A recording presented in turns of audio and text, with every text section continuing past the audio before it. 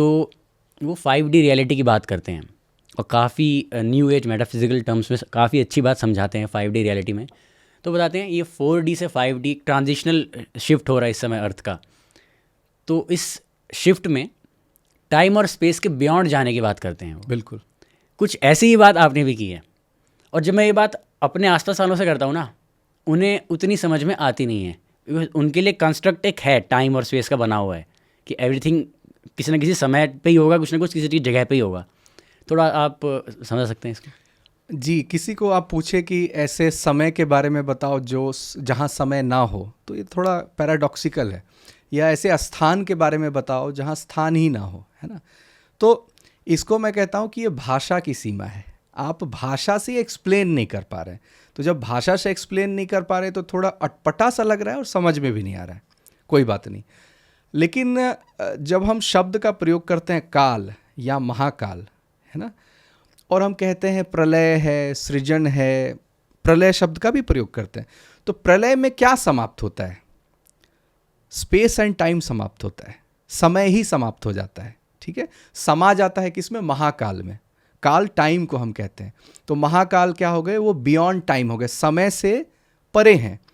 तो उसमें मैंने जैसे कहा है कि आप उन्हें पास्ट में ढूंढेंगे, सोचेंगे मरने के बाद मिलेंगे, फ्यूचर में ढूंढेंगे, ये निराधार है इन ऐसे वाक्यों का भी प्रयोग करना, क्योंकि समय से अगर परे हैं तो वो तीनों काल में है या कालातीत हैं, वो कालातीत हैं।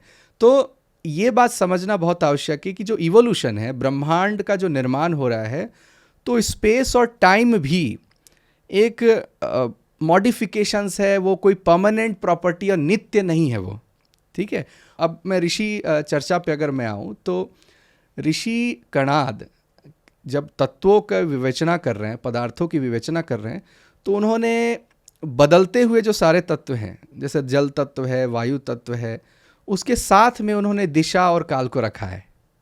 ठीक है, तो जैसे पदार्थ विज्ञान जब हम पढ़ते हैं साइंस में भी, तो हम देखते हैं कि अच्छा पदार्थ वो होता है जो अपना रूप बदलता है, प्रॉपर्टी बदलता है, कैरेक्टरिस्टिक बदलता है, वो परमानेंट नहीं है। ठीक है, तो उसी प्रकार स्पेस और टाइम भी परमानेंट नहीं है, स्टैटिक नहीं है, वो भी रूप बदलते हैं, नष्ट भी होते हैं। इसलिए नासदीय सूक्त में जब बात आ रही है समय और काल की, तो इस बात को समझना आवश्यक है कि उसका भी निर्माण हो रहा है और उसका भी विनाश हो रहा है। हमें नहीं समझ में आ रहा है क्योंकि जो पहला लाइन मैंने कहा था, ऐसे समय की हम कल्पना नहीं कर सकते जब समय ही ना हो। तो ये भाषा की समस्या है, हम उसे बाइनरी लॉजिक, बाइनरी फ्रेमवर्क में उसको फिट नहीं कर सकते। तो ठीक उसी प्रकार जैसे कोई कविता लिखी जाती है भावनाओं के आधार पर, लेकिन भावनाओं को पूर्ण रूप से आप कविता में व्यक्त नहीं कर पाते हैं, वो भी इन एग्जैक्ट नहीं होता है। लेकिन भावनाएं फिर हमें लगती है कि लॉजिकल नहीं है, बहुत लोग को लगती है उसकी भावनाएं लॉजिकल नहीं है। तो लॉजिकल नहीं है तो इसका मतलब ये नहीं है कि वो नहीं है, वो है ना। तो ये जो समझ में नहीं आती है हमारे फ्रेमवर्क का दोष है, और भाषा के परिधि में रख के जब हम बात करते हैं तब हम वहाँ एक्सप्लेन नहीं कर पाते। इसको मान के चलना है कि ठीक है, समझ में नहीं भी आएगा, व्यक्ति नहीं भी मानेंगे, क्योंकि ये अनुभवजन्य विषय है। It can not be explained in language and words.